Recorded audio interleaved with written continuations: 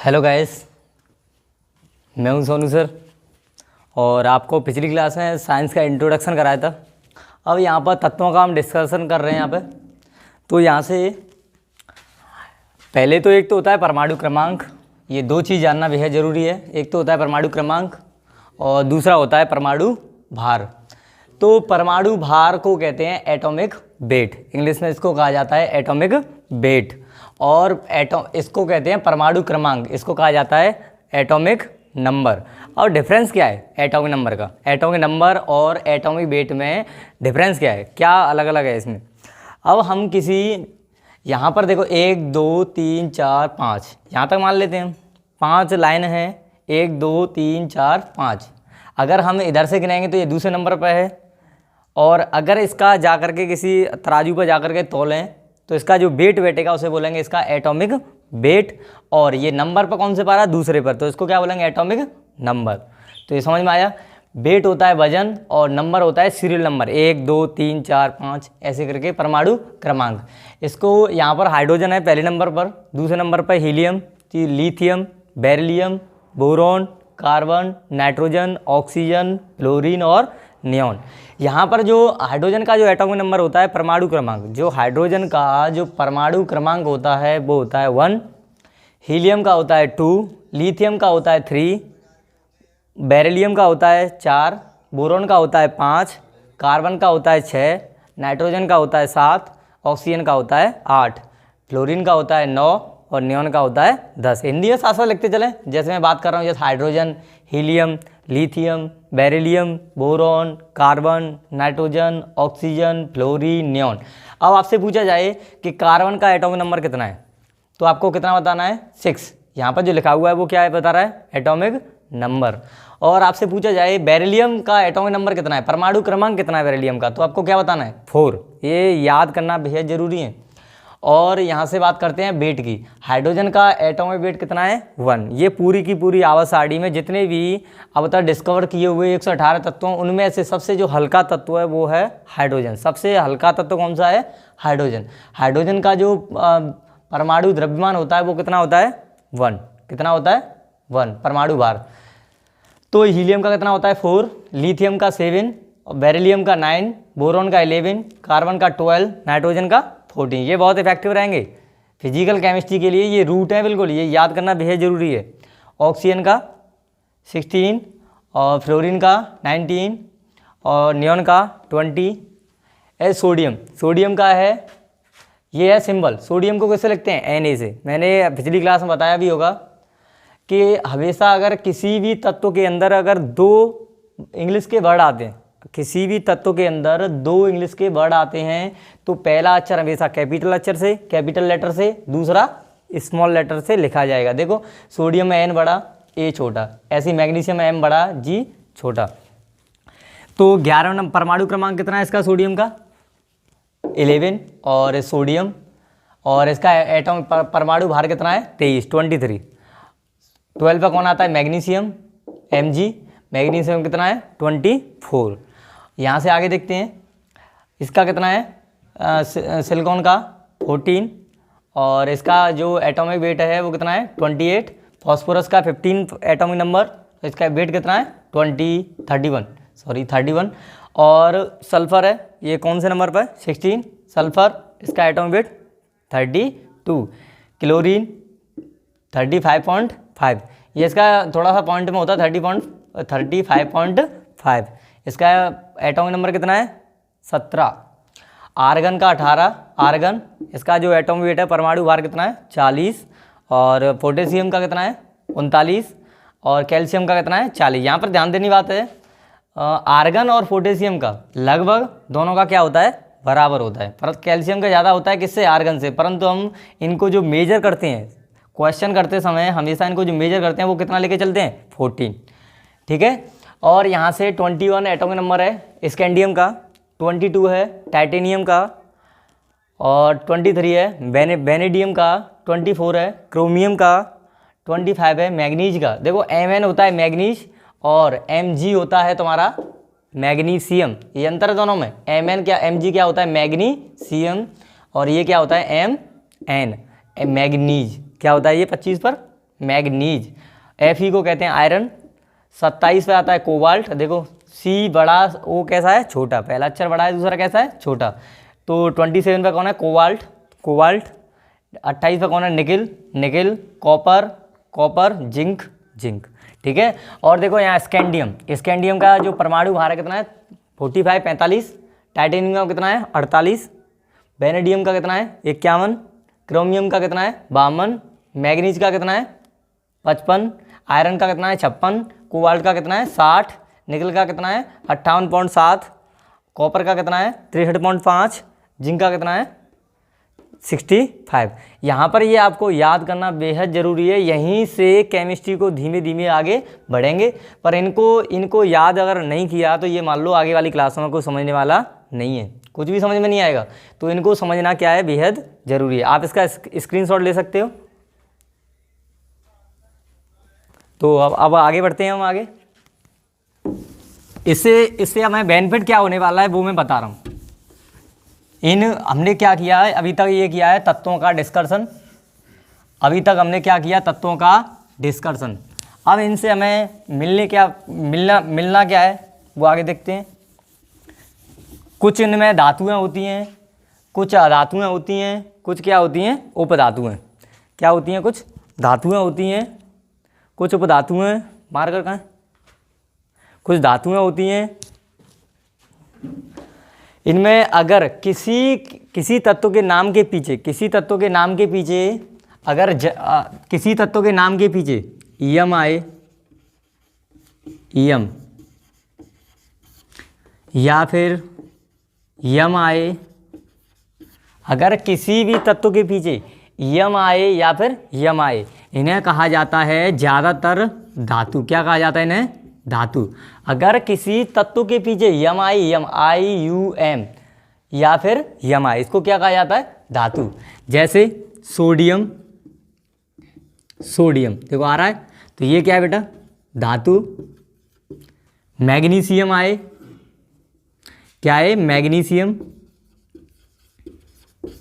Magnesium देखो यम आ रहा है पीछे, तो ये क्या है, धातु। देखो कुछ इसमें अपवाद भी हैं, जैसे सोडियम, मैग्नीशियम, एल्यूमिनियम, ये क्या है, सब धातु हैं। Sodium, magnesium, aluminium, francium, caesium, ये सब क्या है, यम आ रहा है पीछे, तो ये क्या है, सब धातु। इसमें कुछ अपवाद भी हैं, अपवाद,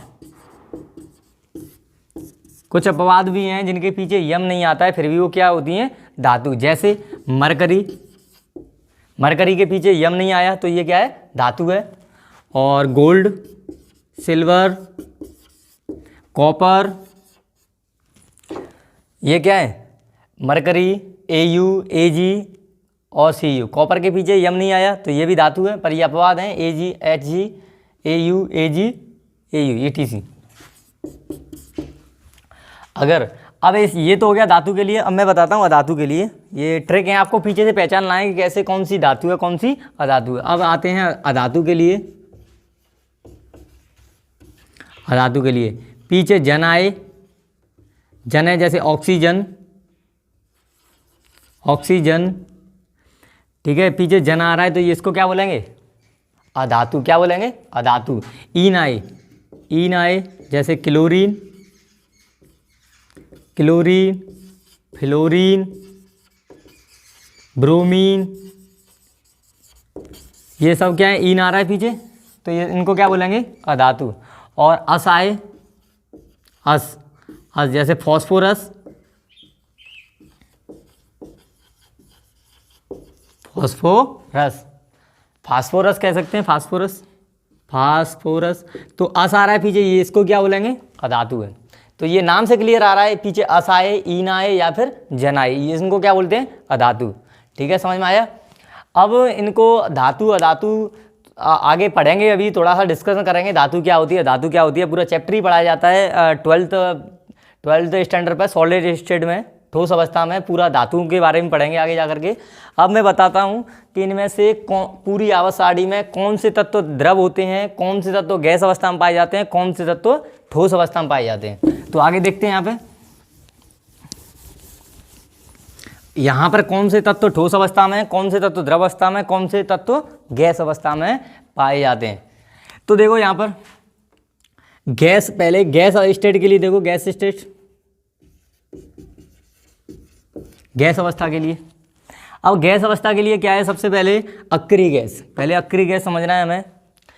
ग्रुप 18 के जितने भी तत्व हैं वो सब अक्रिय गैस कहा जाता है। अक्रिय gas, noble gas, inert gas, कई नाम देते हैं इंग्लिश में, तो जैसे कि हीलियम, देखो ये हीलियम है, हीलियम के पीछे यम आ रहा है, पर ये धातु नहीं है, ये अपवाद है उसमें। हीलियम के पीछे क्या आ रहा है, यम, यही है, ये क्या है, अपवाद है। यही एक अपवाद है जो गैस अवस्था में पाया जाता है, परंतु ये क्या नहीं है, ठोस नहीं है। तो ये क्या है, ठोस नहीं है, सॉरी, धातु नहीं है। Helium, neon, argon, krypton, xenon, radon, ये तो सारी की सारी क्या हो गई, अक्रिय गैस। अक्रिय गैस, इन्हीं को कहा जाता है इनर्ट गैस। इनर्ट गैस, इन्हीं को कहा जाता है नोबल गैस, ठीक है। इन्हीं को क्या कहा जाता है, नोबल गैस, इन्हीं को क्या कहा जाता है, इनर्ट गैस। कई एग्जामों में जो पुलिस या एसएससी रेलवे में पूछ लिया जाता है इनमें से कौन सी अक्रिय गैस है, पर आज के ज़माने में स्टैंडर्ड चेंज हो गया है, वो हिंदी के बजाय वो इंग्लिश के टर्म यूज कर देते हैं। तो इनर्ट गैस क्या होती है, अक्रिय गैसों को ही क्या कहा जाता है, इनर्ट गैस, और क्या कहा जाता है, नोबल गैस, ठीक है। तो यहाँ पर फ्लोरीन, एक तो फोन याद करना है, FON, फ्लोरीन, ऑक्सीजन और नाइट्रोजन। फ्लोरीन, ऑक्सीजन और नाइट्रोजन, ये किस अवस्था में पाई जाती हैं, गैस अवस्था में। और तुम्हारा हाइड्रोजन और तुम्हारा chlorine, hydrogen, fluorine, oxygen, nitrogen और chlorine, hydrogen, fluorine, oxygen, nitrogen, chlorine और ये अक्रिय गैस। इतनी ही नॉर्मल टेम्परेचर पर, जो रूम तापमान होता है 25 डिग्री सेल्सियस, रूम टेम्परेचर पर जो तत्व गैस अवस्था में पाए जाते हैं, कौन कौन से उनमें से, पहला है hydrogen, fluorine, oxygen, nitrogen, chlorine और ये नोबल गैस। यही हैं जो पूरी की पूरी आवासाड़ी में रूम टेम्परेचर पर एट 25 डिग्री सेल्सियस, सिर्फ 25 डिग्री सेल्सियस पर ये द्रव अवस्था में पाई जाती, सॉरी गैस अवस्था में पाई जाती हैं। अब मैं बताऊंगा आपको इनमें से कौन कौन सी द्रव अवस्था में पाई जाती हैं, आवासाड़ी में से कौन कौन से तत्व हैं जो द्रव अवस्था में पाए जाते हैं। तो आगे देखते हैं, उतारते रहें साथ साथ, द्रव अवस्था में पाए जाते हैं। अब देखो आगे, यहाँ पर मरकरी, इसको कहा जाता है धातु, जो मैं आपको पहले बता चुका हूँ, धातु। और धातु कैसी कैसी होती है, द्रव अवस्था में। और एक होती है ब्रोमीन, ब्रोमीन क्या है, अधातु है, अधातु है, ये कैसी अवस्था में पाई जाती है, द्रव अवस्था में, ठीक है। इसमें ये चीज़ याद रखनी है, मरकरी, ये मरकरी किस में यूज करी जाती है, जो पुराने ज़माने में जो बीपी नापने के जो काम आते थे, मीटर, तो बीपी नापने के काम आते थे, जैसे हाथ में पकड़ के बल्लून सा दबाते थे, उसमें से जो पारा चढ़ता है उसी को, इसको ही पारा कहा जाता है, मरकरी को ही क्या कहा जाता है, पारा। मरकरी को ही क्या कहा जाता है, पारा कहा जाता है। इसको क्या करते हैं, मरकरी, जैसे कि हम उसको दबाते थे बल्लून को, तो ऊपर धीमे धीमे एक द्रव सा चढ़ता था, वो क्या होता है, पारा होता है। और ये कैसा अवस्था में पाया जाता है, द्रव अवस्था में, समझ में आया। और ये है ब्रोमीन, ये क्या है, ये भी है एक अधातु है, जो कैसी अवस्था में पाई जाती है, द्रव अवस्था में, ठीक है। तो आपसे क्वेश्चन कई एग्जाम में पूछ लिया जाता है, इनमें से कौन सी अधातु द्रव अवस्था में पाई जाती है, द्रव अवस्था में पाई जाती है। तो मैं ऑप्शन दे रहा हूँ, पहला मरकरी, Hg, पारा, आपको हिंदी में भी दे सकता है एग्जाम में, तो पारा मैं लिख रहा हूँ साइड में, तो मरकरी, ब्रोमीन, सी हो जाएगा बोथ, और डी हो जाएगा नन। तो ये इसमें टर्म देखने वाली बात है, इसमें क्या कह रहा है ये देखना है, अंडरलाइन करना है। ये इसमें क्या कह रहा है, ये अधातु है। तो अगर ये धातु कहता तो ऑप्शन हो जाता पारा, अगर ये बोलता है इसमें अधातु है तो कौन सा हो जाएगा, ब्रोमीन। अगर इनमें से बोल रहा है इनमें से कौन से ये तत्व द्रव अवस्था में पाए जाते हैं, अगर ये इस जगह पे अधातु की जगह पे तत्व बोलता तो तत्व तो ये भी है, तत्व ये भी है, तो ये ऑप्शन कौन सा हो जाता है, सी। तो आपको ये देखना है इस जगह पर अधातु कहेगा तो ब्रोमीन हो जाएगा, धातु कहेगा तो पारा हो जाएगा, तत्व कहेगा तो क्या हो जाएगा, दोनों हो जाएंगे। ठीक है, समझ में आया। तो आगे बढ़ते हैं।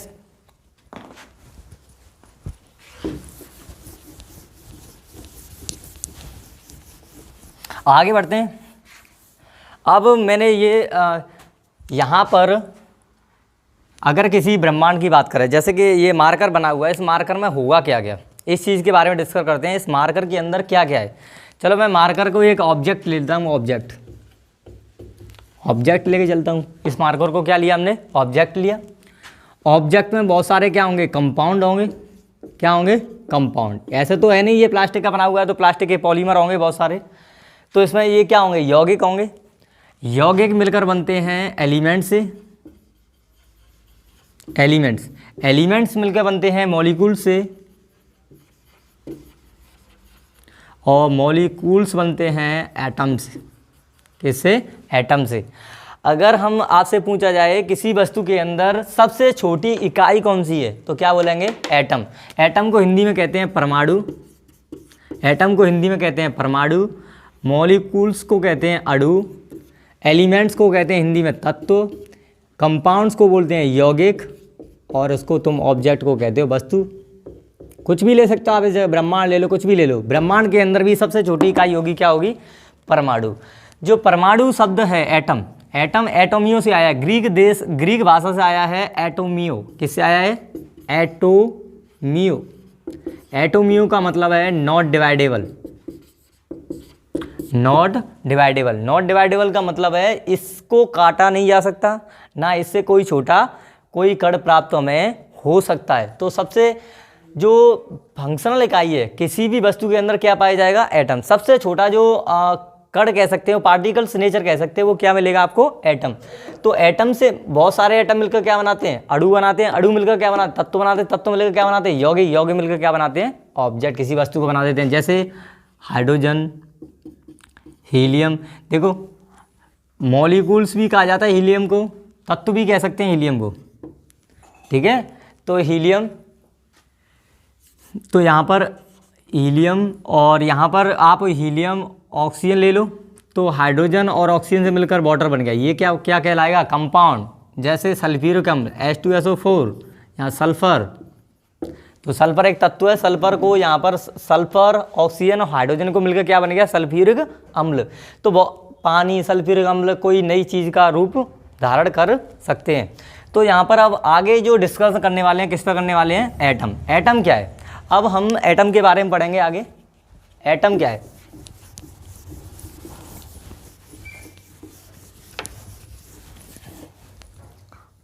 एटम के बारे में बात करेंगे।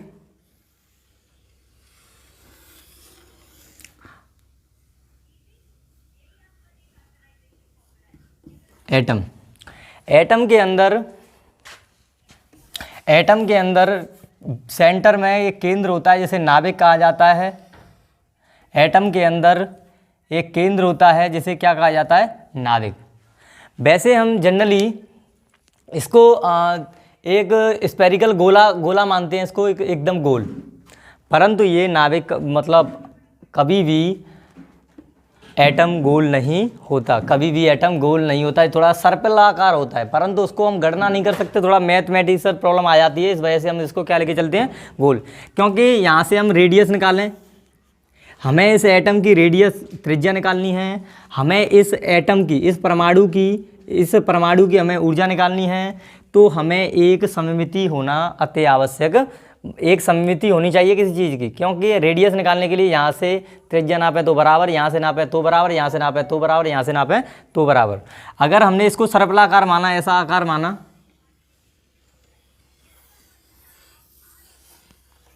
ऐसे आकार का मान लिया हमने, तो ना तो यहाँ से कुछ रेडियस बदल जाएगी, यहाँ से रेडियस ज़्यादा हो जाएगी, यहाँ से कम, तो हम इसकी कैलकुलेशन नहीं कर सकते। इसकी कैलकुलेशन में थोड़ा सा क्या आएगा, डिफ़िकल्टी आएगी। तो इसके लिए हमने इसको कैसा माना, हमने गोल मान के चलते हैं। आप आगे पता चलेगा कि कितनी कैलकुलेशन डिफिकल्ट आएंगी अगर ऐसा ना हो तो यहाँ पर क्या मान के चलेंगे, यहाँ पर नाभिक में क्या क्या होते हैं, प्रोटॉन प्लस न्यूट्रॉन। मेनली क्या होते हैं, प्रोटॉन प्लस न्यूट्रॉन। ऐसा मेजॉन भी पाए जाते हैं, एंटी प्रोटीनो और सी चीज़ें और पाई जाती हैं जो आपको 12th फिजिक्स में पढ़ाया जाता है। और इसके चारों ओर क्या पाए जाते हैं, इलेक्ट्रॉन। आपको डिटेल से पढ़ाया जाएगा इलेक्ट्रॉन कहाँ रहते हैं, क्यों घूमते हैं, किस प्रकार घूमते हैं, आपको परमाणु संरचना वाले चैप्टर में पढ़ाया जाएगा। अभी ये बेसिक चल रहा है तुम्हारे लिए। तो ये यहाँ पर क्या है, इलेक्ट्रॉन।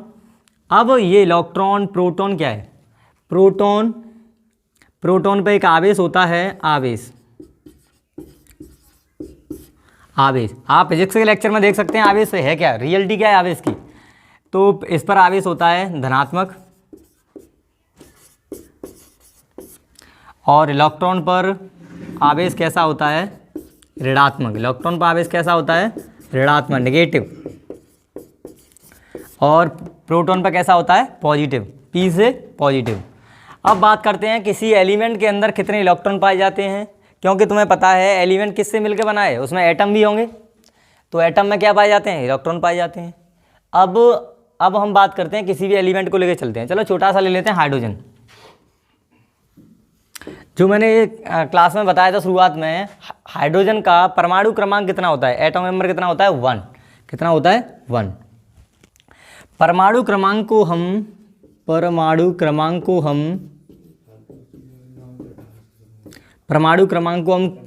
Z से लिखते हैं। और Z बराबर जितना परमाणु क्रमांक होता है, अगर कोई तत्व उदासीन है, यदि इफ ए न्यूट्रल एलिमेंट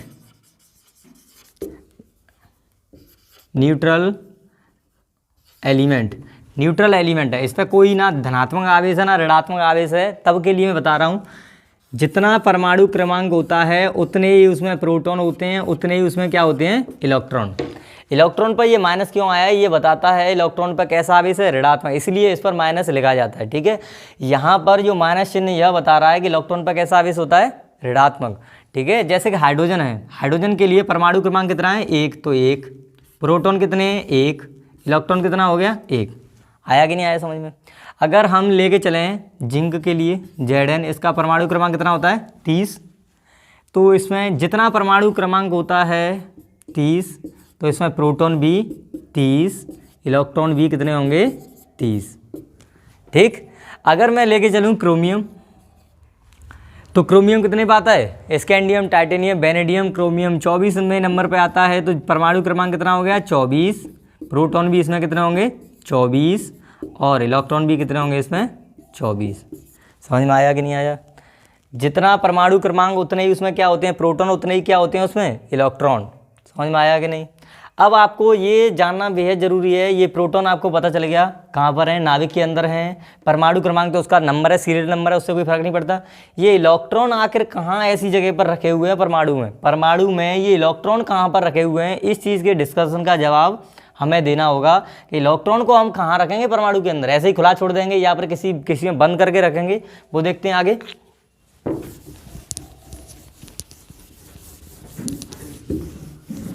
ये देखते हैं यहाँ पर परमाणु में कोष पाए जाते हैं, कोषों के अंदर पाए जाते हैं उपकोष के अंदर पाए जाते हैं कक्षक के अंदर पाए जाते हैं इलेक्ट्रॉन। ठीक, अब देखो यहाँ पे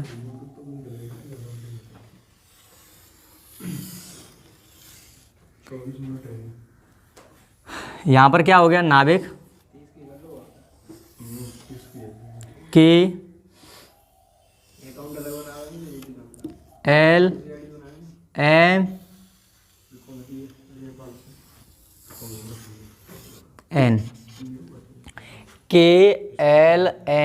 N, KLMN, ये क्या है, कोष हैं, 1 2 3 4।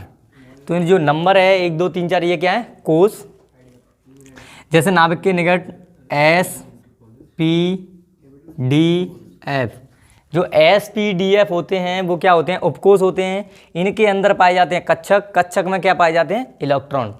तो यहाँ पर हम बात करते हैं, ये नाभिक है, नाभिक को छोड़ देते हैं। यहाँ पर इलेक्ट्रॉन की पोजीशन ज्ञात करनी है हमें, तो इलेक्ट्रॉन की क्या करनी है हमें, पोजीशन ज्ञात करनी है। तो ये क्या है, एस पी डी एफ क्या है, ये उपकोष है। उपकोष के अंदर क्या पाए जाते हैं, कक्षक। कक्षक में क्या पाए जाते हैं, इलेक्ट्रॉन। एस उपकोष के लिए 2 कक्षक, 1 कक्षक होता है, पी के लिए 3, डी के लिए 5, एफ के लिए क्या होते हैं 7। कक्षक को लिखा जाता है ऐसे करके, ये कक्षक हो गए। एस के लिए 1, पी के लिए ऐसे करके 1 2 3 ऐसे करके, डी के लिए कितने हो जाएंगे ऐसे ही 5, एफ के लिए कितने हो जाएंगे 7। ठीक है, अब यहाँ से हम बात करते हैं, यहाँ से बात करते हैं के एल एम एन, ये इलेक्ट्रॉन की पोजीशन पता चल गई हमें। और हमें यहाँ से इन इलेक्ट्रॉनों में इलेक्ट्रॉन कितने पाए जाते हैं उनके बारे में डिस्कशन करना है। तो एस में कितने कक्षक होते हैं, 1। और एक कक्षक में, नोट करके लिखो, एक कक्षक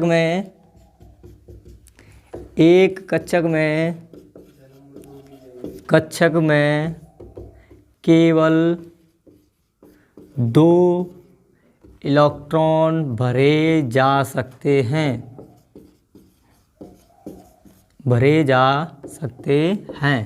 तो एस उपकोष में कितने कक्षक होते हैं, 1। तो उसमें एक तो क्लॉकवाइज, एक कैसा होता है एंटी क्लॉकवाइज, एक तो दक्षिणावर्त, एक कैसा होता है वामावर्त। तो ये एंटी क्लॉकवाइज, एक कैसा होता है क्लॉकवाइज। तो 2 इलेक्ट्रॉन भरे जा सकते हैं। ये क्या है, कक्षक है। कक्षक में 2 इलेक्ट्रॉन आते हैं, एक तो क्लॉकवाइज, एक कैसा आता है एंटी क्लॉकवाइज। पी कक्षक है, तो पहले 1 इलेक्ट्रॉन भरा जाता है और बाउ के नियम के अनुसार, फिर दूसरा। तो देखो पी जे एस के लिए हो गया, ये किसके लिए, पी के लिए। तो पी में कितने, 2 4 6, तो एस में इलेक्ट्रॉन आएंगे 2, पी में कितने आएंगे 6। अब आते हैं डी में कितने कक्षक होते हैं, 5, 1 2 3 4, 1 2 3 4 5। तो तुम्हें पता है 1 में कितना आता है 1, 2 में 4, 5 में कितने हो जाएंगे 10। तो डी में कितने इलेक्ट्रॉन कितने आ जाते हैं 10। क्या हम 11 इलेक्ट्रॉन भर सकते हैं, नहीं, क्योंकि एक कक्षक में कितने इलेक्ट्रॉन आते हैं, सिर्फ 2 इलेक्ट्रॉन। कितने आते हैं, सिर्फ 2 इलेक्ट्रॉन। अगर आपसे बोला जाए कि डी में क्या 11 इलेक्ट्रॉन आ सकते हैं, कहाँ आएंगे, एक कक्षक में 2 इलेक्ट्रॉन, इसमें आ गए 2, इसमें आ गए 2, इसमें आ गए 2, इसमें 2, इसमें। अब जगह ही नहीं है तो कहाँ आएंगे, तो कितने आ सकते हैं अधिकतम 10। एफ में कितने कक्षक होते हैं, 7।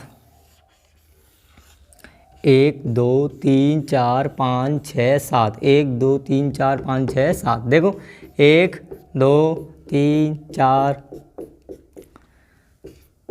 कितने इलेक्ट्रॉन आ गए टोटल, 14। तो एफ में अधिकतम कितने इलेक्ट्रॉन आ सकते हैं, 14।